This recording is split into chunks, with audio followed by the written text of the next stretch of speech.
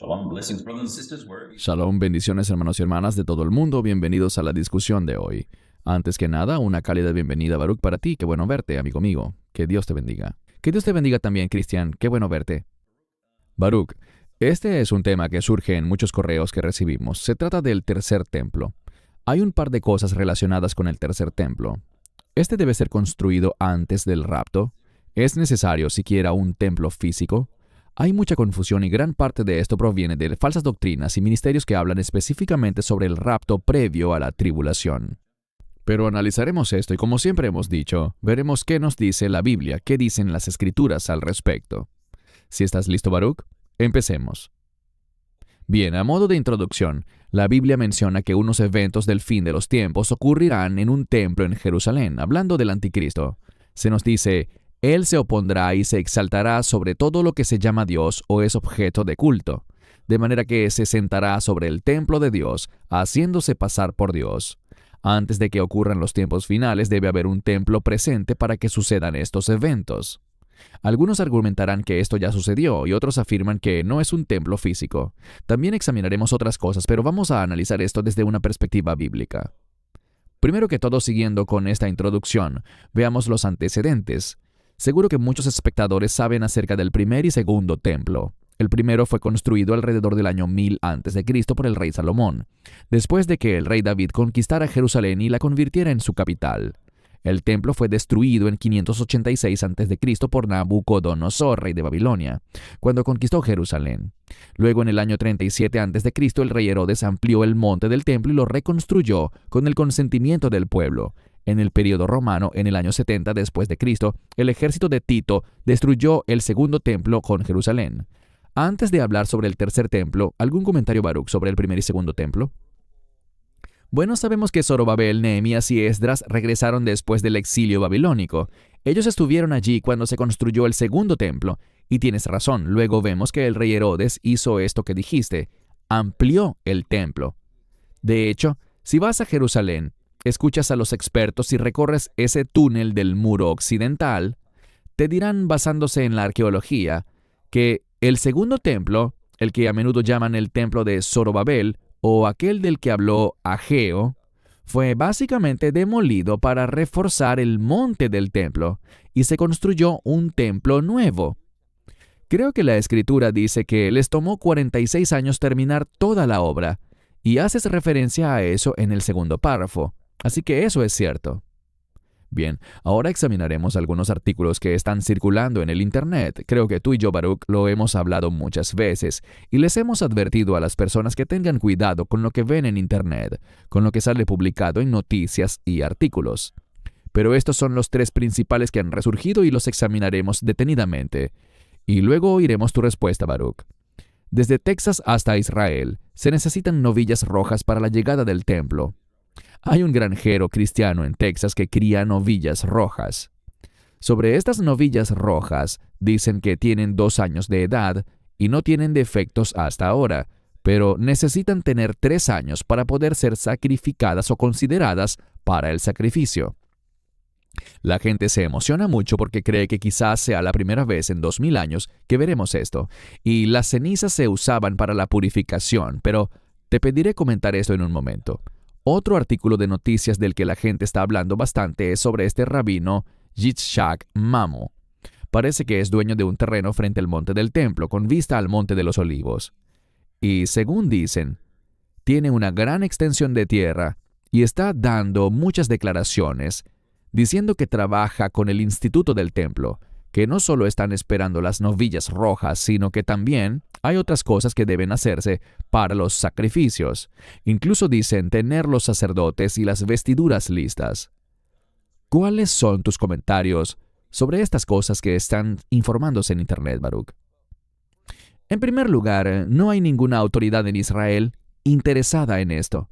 Hablo desde un punto de vista rabínico, desde un punto de vista religioso. No está sucediendo nada en Israel que muestre interés en esto. Todo esto se circunscribe al Internet. Sobre el Instituto del Templo, estoy viendo que la imagen que está abajo a la izquierda dice Mahon HaMikdash, que significa Instituto del Templo, en hebreo. Y esta institución no tiene basamento real. Sí existe, pero no es una entidad oficial a la que los rabinos respeten o que alguien con autoridad considere importante. Lo que el Instituto del Templo representa es una sola cosa. Quiero ser justo, quiero ser muy sincero. Si vas a este lugar y visitas su exposición, asistes a una de sus conferencias, lo que dicen muchas veces es muy bueno, pero donde yo no coincido con ellos es que no están construyendo miles de vestiduras para los sacerdotes. No están haciendo eso. La supuesta menorá que construyeron fue moldeada y esa no es la forma en que debe hacerse la menorá. Así que es un ejemplo, no es algo para el templo, aunque digan que sí lo es. Y esto es lo que los creyentes, sobre todo, necesitan saber. Al oírlos hablar en hebreo, ellos le dicen al público hebreo que todo el dinero que reciben de la comunidad cristiana, y es con ellos con quienes trabajan, no tanto con los israelíes, sino con los cristianos, su filosofía es que cualquier dinero que les llegue no puede usarse para el evangelismo. Son muy hostiles hacia la fe del Nuevo Testamento. Y todas estas personas que participan con ellos no tienen ningún estatus. Estoy viendo al que sale aquí, el rabí Yitzhak Mamo. Supongo que él tiene puesta una kipá. No lo distingo bien. Pero, como dije, estas son personas cuya fama está en Internet, pero no en el mundo real. La posición del judaísmo rabínico, la posición de la autoridad rabínica, el Rabanut en Israel, es esperar a que Elías regrese y nos enseñe qué debemos hacer. Esa es su posición. Así que todo esto que está pasando no tiene nada que ver con nadie de autoridad o estatus en Israel. Son solo personas interesadas en financiar su canal de YouTube o beneficiarse de su canal de YouTube y cosas por el estilo. Creo que, en gran medida, es pura fantasía. Nada de esto tiene relación con lo que sucede en Israel. No encontrarás ningún artículo en hebreo que mencione estas cosas. Y cuando vemos, por ejemplo, a supuestos cristianos que donan para la construcción del tercer templo, desde tu punto de vista y al examinar las Escrituras, Baruch, incluso gente como el caballero de Texas, que se hace llamar cristiano y está criando las novillas rojas, ¿deberían los cristianos hacer algo relacionado con el tercer templo? Especialmente cuando éste será utilizado por el anticristo. Esa es una buena pregunta. No creo que estamos llamados a hacer eso. No conozco ninguna escritura que nos llame a participar o dar dinero para lo que comúnmente se conoce como el tercer templo, el próximo templo. Concuerdo enérgicamente con que el próximo templo es para los fines del anticristo, y podemos encontrar una o dos escrituras que apuntan a eso. Así que no creo que debamos involucrarnos en eso.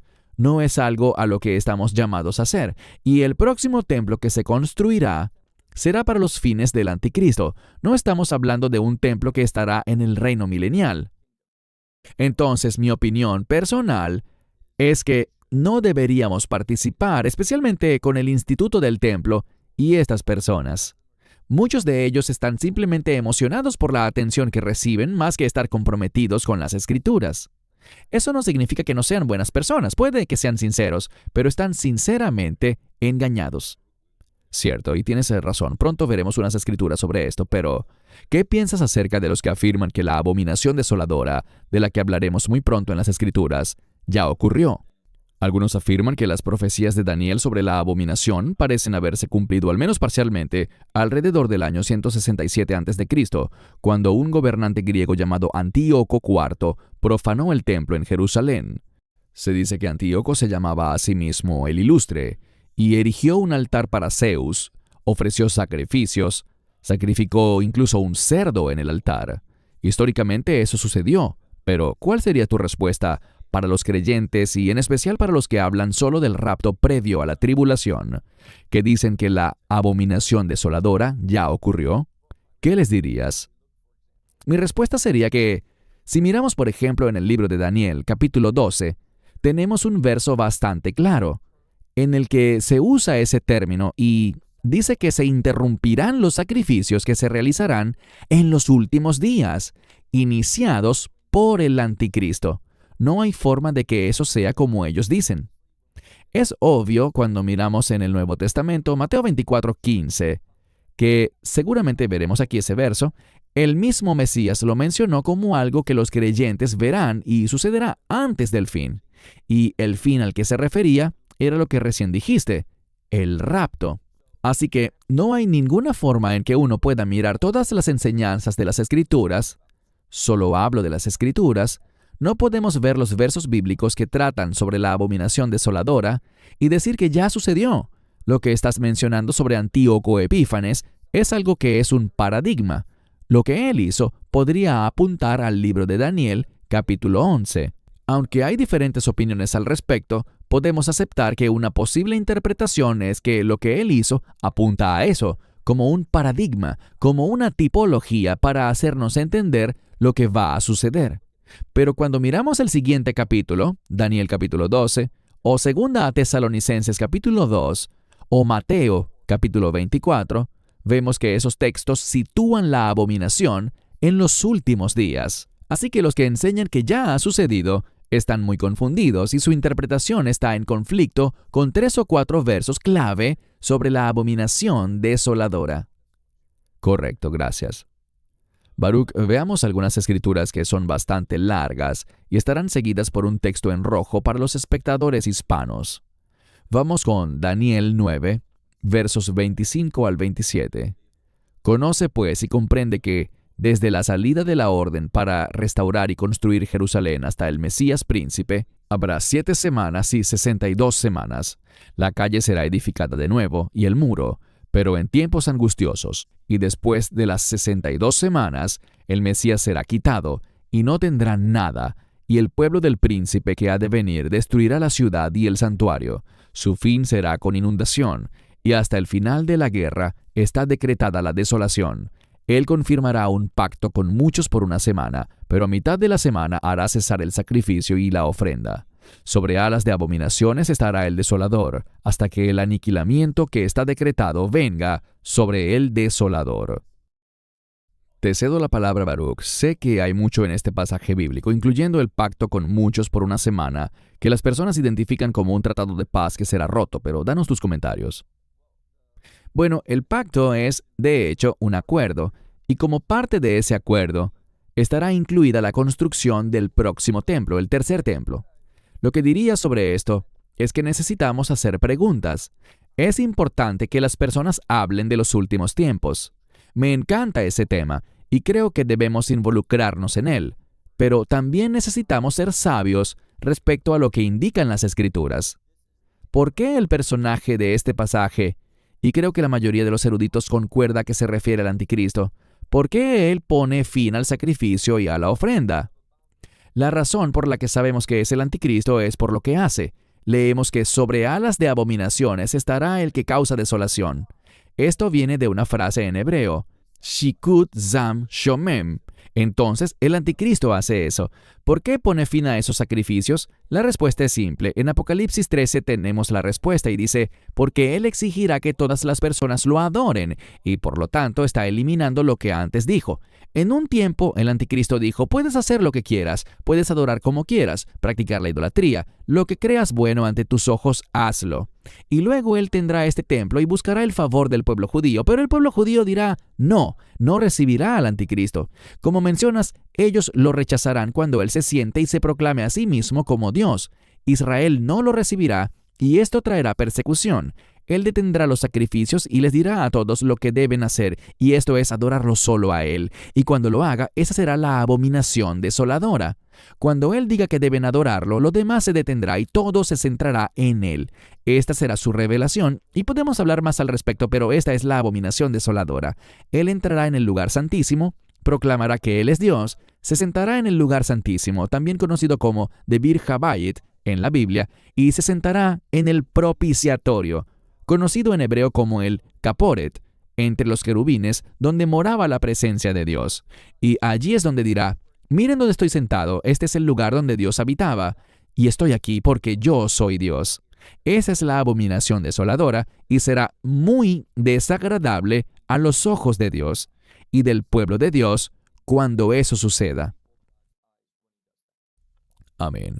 Este es uno de los pasajes clave de los que hablamos. Segunda a Tesalonicenses 2, del 3 al 4. Que nadie os engañe de ninguna manera, porque no vendrá ese día sin que primero venga la apostasía y se manifieste el hombre de pecado, el hijo de perdición, el cual se opone y se exalta contra todo lo que se llama Dios o es objeto de culto, de modo que se sienta como Dios en el templo de Dios, haciéndose pasar por Dios. Quisiera abordar varios temas porque hay muchas cosas en este pasaje bíblico que realmente anulan cualquier argumento que algunos hacen de que no hace falta un templo, o que la iglesia no verá esto, porque esto nos dice claramente que primero vendrá la apostasía y que hay un templo físico real. Te cedo la palabra para tus comentarios, Baruch. Bueno, cuando dice, porque no vendrá ese día, ¿a qué día se refiere? Los mejores manuscritos en griego lo señalan como el día de Cristo, como en la versión King James en inglés. Pero en las traducciones modernas que se guían por Nestle Aland, donde aparece cualquier variante o pasaje diferente, está como el día del Señor, pero no es el día del Señor, sino algo de lo que habló Él antes. Al ver la cita de los versos 3 y 4, si miras el verso 1, allí habla de la venida de nuestro Señor, el Mesías Yeshua, Jesucristo, y nuestra reunión con Él. Eso es lo que dice literalmente. Esa reunión de nosotros con Él es el rapto. Y aquí se nos dice que antes de que suceda el rapto, vendrá, como señalaste, este abandono, esta apostasía. Y esta apostasía, incluidas las apostasías dentro de la iglesia, en mi opinión están sucediendo ahora. Y es solo el comienzo. Luego se pondrá peor. Pero esto sucede con el propósito de que el hombre de pecado sea revelado, el anticristo. Es para que se revele el hombre de pecado, que es llamado también el hijo de perdición. ¿Y cómo se revelará? Él será revelado a través de la abominación desoladora. Por eso Pablo cita, el que se opone y se exalta sobre todo lo que se llama Dios o es objeto de culto. Esta es una cita de Daniel 11:36. Y si observamos el contexto en Daniel capítulo 11, creo que en el verso 31 está la frase, la abominación desoladora. Y luego la describe en los siguientes versos. Todo esto nos dice que vamos a presenciar eso. De hecho, en Mateo 24, el Mesías está hablando del final de la era de la iglesia, que el Evangelio tiene que ser proclamado, y luego dice, cuando ustedes vean al que está sentado en el templo cometiendo esta abominación desoladora, el que lee, entienda. Después de ese evento se dirige a Israel, a lo que está sucediendo en Judea, en Israel, pero esto es algo para la iglesia. De modo que para responder a tus preguntas, ¿la iglesia verá al anticristo? Sí. ¿Estará la iglesia todavía aquí cuando se construya el tercer templo? Sí. ¿Estaremos aquí para la abominación desoladora? Sí. Eso es lo que dice la Escritura. Y podemos acudir a la Escritura y mostrarles eso. Estaré encantado de hacerlo. Si no aparece en las diapositivas, podemos hablar al respecto, pero esto es algo que no se puede debatir. Las personas pueden rechazarlo y decir que no lo creen, pero está en las Escrituras. Creo que algunos lo rechazan porque es conveniente y lo aprenden de ministerios que hablan del rapto previo a la tribulación, que todo es un lecho de rosas y no tienen que preocuparse por eso, pero lamentablemente eso no es lo que nos dice la Escritura, y esos ministerios no están preparando a las personas para lo que está por venir. Creo que eso es crucial, así que quiero dedicar un par de minutos más a este tema, porque sé que algunas personas aún están confundidas. Este pasaje dice claramente que ese día no vendrá y no se refiere a la segunda venida, en la que Yeshua estará físicamente aquí en la tierra, sino que habla del rapto. Sé que algunos piensan que el rapto no está en la Biblia. La palabra que sale es harpazo, la esperanza bendita, el arrebatamiento de la iglesia. Eso por un lado. Y por otro lado leemos claramente en la Escritura que no ocurrirá hasta que veamos al hijo de perdición sentarse en el templo de Dios. ¿Es correcto eso, Baruch? Eso creo firmemente. De hecho, no sé cómo pueden negarlo. Y tenemos algunos buenos amigos que lo hacen y estoy consciente de que tú y yo amamos, apreciamos y compartimos con algunas personas que pueden estar en desacuerdo con nosotros. Ahora bien, lo interesante es esto. El término apostatar, la palabra apostasía, de ahí viene la palabra apostión en griego. Hay personas que, para aferrarse a su punto de vista sobre el rapto, dicen que ese es el rapto, Pero el problema es que cuando se usa esa palabra en la Escritura, se refiere a un alejamiento, es decir, un abandono. Eso es lo que dicen. Eso solo significa abandono. Y estoy de acuerdo con ellos, pero es un abandono de la verdad, un abandono de lo que es bueno para ir hacia algo que es malo. Y el rapto no es abandonar un lugar que es bueno para ir a uno malo. Así que es muy problemático cuando dicen que el abandono es el rapto, y ellos saben el significado de estos versos y están diciendo que el término abandono o apostasía es el rapto para poder aferrarse a esa creencia. Y es muy decepcionante porque simplemente no encaja. Es así, y algo que vemos una y otra vez, y lo mencionamos en otros videos, es que hay personas que simplemente no aceptan lo que la Escritura dice, y están llevando a la gente a un desgaste por el rapto. La gente se va cansando, y luego comienzan a tropezar y se desaniman porque piensan, ¿cuándo será el rapto? Hermanos y hermanas, la Escritura nos dice aquí claramente las cosas que deben pasar antes de que ocurra la esperanza bendita. Así que prepárense. ¿Querías decir algo más? Sí, un comentario breve. Hay alguien llamado Perry Stone que creo que está diciendo, aunque no da una fecha específica, pero dice que el año más probable para que ocurra el rapto es el 2030.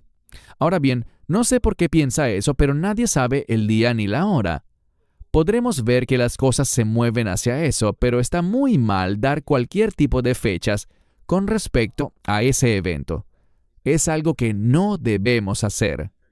Correcto. Sobre Perry Stone hay muchos informes de problemas que él ha tenido personalmente y en su ministerio, pero no entraremos en eso. Mateo 24, 15 al 21. Por tanto, cuando veáis la abominación desoladora de la que habló el profeta Daniel en el lugar santo, el que lee entienda. Entonces, los que estén en Judea huyan a los montes, el que esté en la azotea no descienda para tomar algo de su casa, y el que esté en el campo no vuelva atrás para tomar su capa.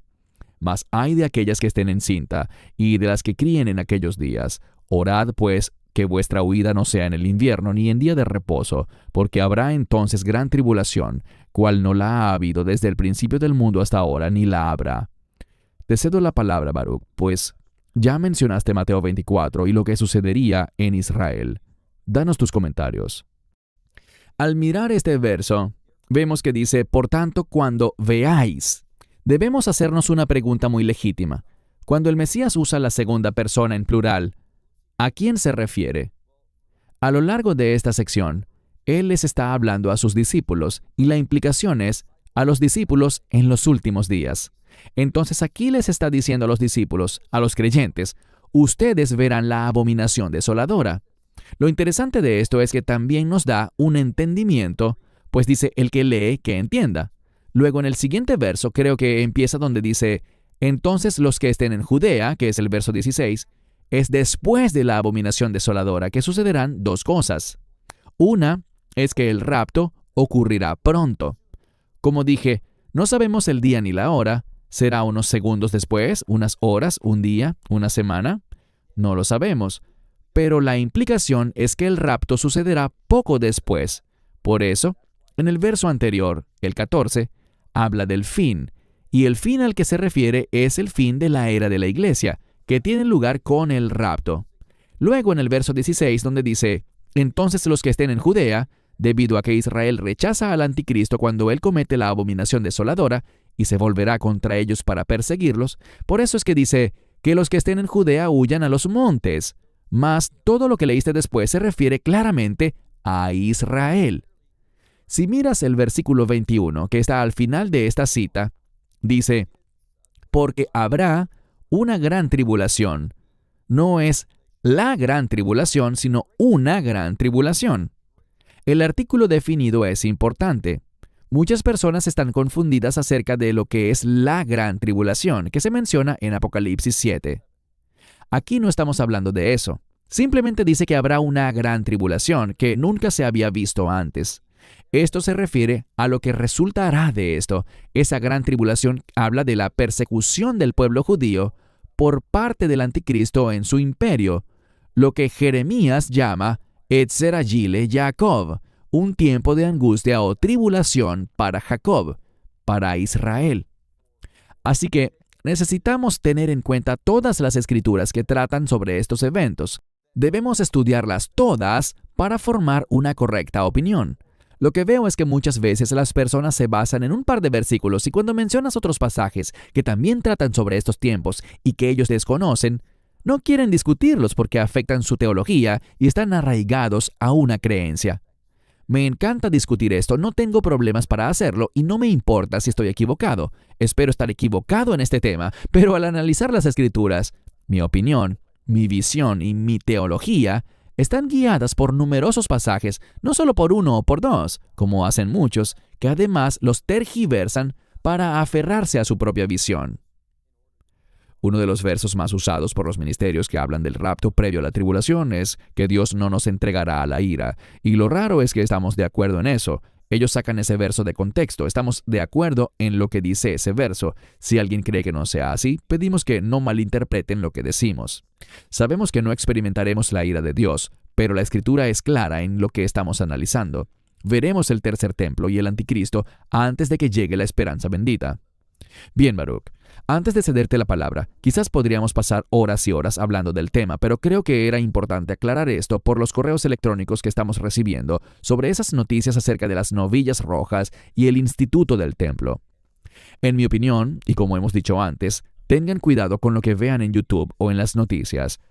Pero creo que como creyentes, cuando veamos que en verdad se esté construyendo el templo, entonces podremos decir con seguridad que los tiempos finales están sobre nosotros, sin fijar fechas. Sabemos que no hay que fijar fechas, pero en resumen, tengo razón al decir, Baruch, que el anticristo gobernará, y ya sea un segundo, un día o un corto periodo después de que ocurra la abominación desoladora, entonces vendrá el rapto, la esperanza bendita, y seremos removidos de este mundo. ¿Es eso correcto? Sí, sabemos que primero gobernará su imperio y después Él tomará el mando sobre ese imperio. Él será revelado al ocurrir la abominación desoladora, como dijiste, y luego, poco después, ocurrirá el arrebatamiento o el rapto. Creo que ese es claramente el orden que debemos esperar. Y diré algo más cuando haga mis comentarios finales. Y también puedes hablar en tus comentarios finales estos temas que hemos cubierto. Debe haber un templo físico y veremos ocurrir la abominación desoladora. Y solo podremos ver la abominación desoladora si hay un templo físico. Como dije, algunos afirman que eso no hace falta. Unos dicen que la iglesia es el templo, unos dicen que Israel es el templo, otros dicen que no necesitas un templo porque puedes hacer un sacrificio siempre que estés mirando desde el Monte de los Olivos. Esos escenarios no son bíblicos. Baruch, danos entonces tu resumen y tus comentarios finales. Todavía no estamos en los últimos días, pero creo que Christian y yo estamos de acuerdo en que nos acercamos a ese tiempo. Están ocurriendo cosas significativas y hay mucha discusión sobre estos temas, lo cual es bueno. Pero una de las cosas que debemos hacer es formar nuestras opiniones a partir de las Escrituras. Y a nuestros amigos les preguntaría lo siguiente. De los últimos 7 años, lo que se conoce como la semana 70 de Daniel, ¿cuál es el pasaje bíblico que nos dice que la ira de Dios ocurrirá en los 7 años completos? ¿Dónde está la escritura que demuestra que en todos esos 7 años ocurre la ira de Dios? No conozco ese pasaje, no creo que exista. Y a ese periodo de los últimos 7 años, mucha gente lo llama la tribulación. ¿Hay algún pasaje bíblico que nos diga que los 7 años completos son un periodo de tribulación? Es decir, que todo corresponderá al enemigo o a la ira de Dios. De hecho, cuando miro este periodo, veo que diferentes personas sufrirán por diferentes razones, y las fuentes de ese sufrimiento también serán diferentes. Así que es muy importante que no usemos términos que no podamos definir o defender bíblicamente. Y sí, habrá un templo. Es un templo literal. Eso debe suceder, eso ocurrirá. De hecho, cuando sea construido y comience a funcionar, allí sabremos que han comenzado los últimos 7 años, la semana 70 de Daniel.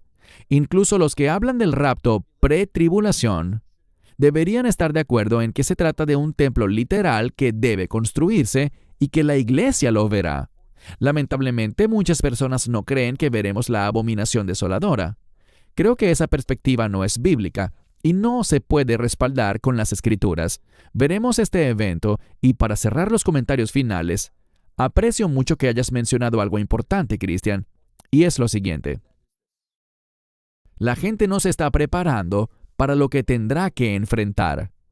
No están esperando lo que deberían esperar según los registros bíblicos, lo que dicen las Escrituras, lo que la profecía demanda. Esa es mi mayor preocupación. No solo está ocurriendo un desgaste con el tema del rapto, sino que también una comprensión errónea de cuándo ocurrirá la esperanza bendita. Y piensan, no sufriré, me habré ido, no debo preocuparme por esos tiempos. Y como piensan que no deben preocuparse por esos tiempos, no estudian lo que la Biblia dice al respecto. Y esto, en mi opinión, es algo trágico. Es bueno reunirse para estudiar estas cosas. Hablábamos sobre trabajar con otro ministerio y ellos dijeron, apreciamos tu postura pre-tribulación, Baruch, porque eso es lo que nosotros creemos. Les dije que esa no es mi postura, pero que podíamos reunirnos y discutir estas cosas, y dijeron, creemos que es una pérdida de tiempo, eso no dará frutos. Creo que es trágico porque siempre que nos sentamos juntos y abrimos este libro, yo siempre aprendo algo cuando abro la Biblia y comienzo a discutir cosas con la gente. Siempre obtengo algo de lo que alguien más comparte conmigo, y estoy agradecido por eso. Me decepciona que muchas veces la gente no quiera ahondar en este tema. En nuestro sitio web y sobre todo en nuestra aplicación, tenemos algunas preguntas y no damos las respuestas, pero son preguntas que la gente debe poder responder por sí misma basándose en las Escrituras. Son preguntas importantes que creo que ayudarán a formar una opinión sobre la esperanza bendita, sobre el rapto. Queremos preparar a las personas y queremos animarlas a buscar y estudiar por sí mismas la palabra de Dios.